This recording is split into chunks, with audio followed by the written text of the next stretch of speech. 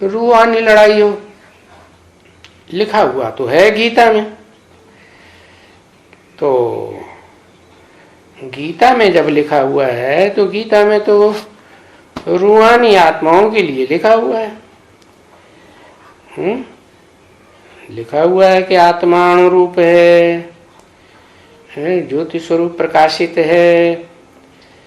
तो भगवान वाच है ना, भले भगवान का नाम गलत लिख दिया है, लेकिन जब असली लड़ाई होती है तो भगवान भी तो असली रूप में प्रत्यक्ष होता है। वो तो सबसे बड़ा बादशाह है ना, उसको कहते हैं ईश्वर। ईश्वर माने ईश माने शासन करता, वर माने श्रेष्ठ। दुनिया में सबसे श्रेष्ठ ते श्रेष्ठ शासन करने वाला कौन? ईश्वर। ये कोई मनुष्य मात्र इतना बढ़िया शासन कर ही नहीं सकता।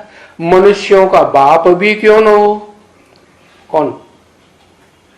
मनुष्यों का बाप कौन? प्रजापिता, जो विश्वनाथ शंकर कहा जाता है। ऐसे नहीं कि शंकर और प्रजापिता एक हैं।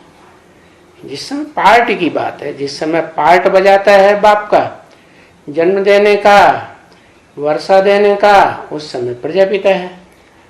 और जब संकरण होता है आत्माओं के पार्ट का, तो उसे शंकर कहा जाता है, क्योंकि शंकर तो सूक्ष्म वतनवासी। सूक्ष्म वतनवासी का मतलब ये नहीं कि उसको देह नहीं है, देह तो है, तभी तो मूर्तियां बनी हुई हैं शंकर की। शिव का लिंग दिखाया जाता है, ऐसे थोड़े कहते शंकर लिंग, क्या कहते हैं? शिवलिंग कहते हैं। तो शिव की आत्मा का लिंग दिखाया जाता है, और वो लिंग भी वास्तव में शिव जब प्रवेश करे तब ही तो लिंग बनेगा। लाल लाइट का लिंग दिखाते हैं, जो विदेशी लोग कहते भी रहे, मानते रहे कि खुदा क्या है, लाल लाइट का गोला है, तो उन्होंने उसको खुदा समझ लिया। वास्तव में तो खुदा शिव है ना, जो परमधाम से आता है। प्रजापिता तो इस सृष्टि पर, जिसे आदम वो लोग कहते हैं, वो तो इसी सृष्टि का है। तो शिव जब आए तो उन्होंने किसको कहा है? ये प्रश्न है कि तुम लड़ाई में मरेंगे, देवान त्यागेंगे, भूहानी लड़ाई लड़ेंगे, तो जिस्मानी लड़ाई वालों को कहा या जो रूहानी लड़ाई लड़े उनके लिए कहा? रूहानी लड़ाई लड़ने वालों के लिए कहा ना। क्यों? वो जिसको वो लोग खुदा कहते हैं, खुद आता है, किसी के बुलाने से नहीं आता, वो तो शिव है ना। है, देखो हजारों साल हो गए, मुसलमान कितना मस्जिद में चिल्लाते हैं अल्लाह अकबर, जोर से मुंह पर मुंह करके बुलाते हैं। हिंदू लोग कितना गाते हैं कीर्तन, रड़ियां मारते हैं, है कहीं कहीं तो 24 घंटे का कीर्तन रख देते हैं, 7 दिन का रख देते हैं। कितनी भी रड़ियां मारी हो, वो तो आने वाला है नहीं, वो अपने टाइम पे आएगा। तो उसको खुदा कहा जाता है, लेकिन वो जानते नहीं खुदा कौन है। तो अब सवाल ये है कि खुदा जब आते हैं, जो निराकार है, ज्योति बिंदु है, बिंदु की कोई लंबाई चौड़ाई तो नापी नहीं जा सकती, वो तो अति सूक्ष्म बनाया जा सकता है ना। है, गीता में भी लिखा हुआ अणुअणियन। तो उन्हों जो रूह ही है, जिसका कोई शरीर होता ही नहीं, वो किसको कहेगा क्या कि लड़ाई में मरोगे तो स्वर्ग में जाओगे? रूहानियत की बात है ना, मरना देवान की बात है ना, देवान को मारने की, देह को मारने की तो बात है ही नहीं। तो तुमको कहा या उन जिस्मानी लड़ाई लड़ने वालों को कहा? तुमको कहा, तुमको ज्ञान दिया है ना। है?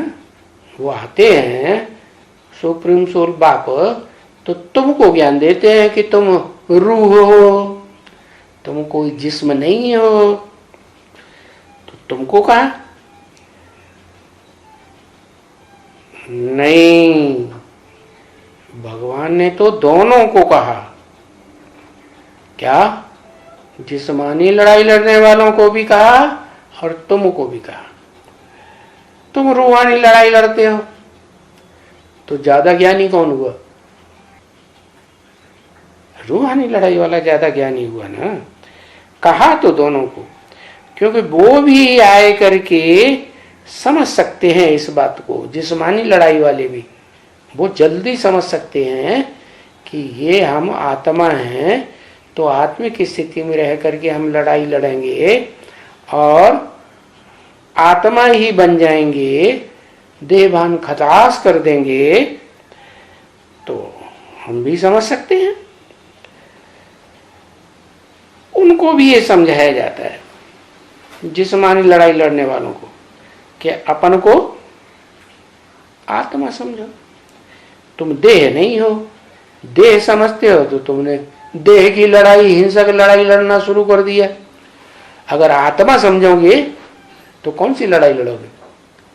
रूहानी लड़ाई लड़ोगे या देहभान की लड़ाई लड़ोगे? है नहीं। तो अपन को आत्मा समझो और फिर तुमको सर्विस करनी है। अपन को आत्मा समझ करके रूहानी सेवा करनी है। क्या? तुमको जिस्मों की सेवा थोड़ी ही करनी है। रूह की सेवा करेंगे तो बुद्धि में रहेगा आत्मा आत्मा सब बाय बाय।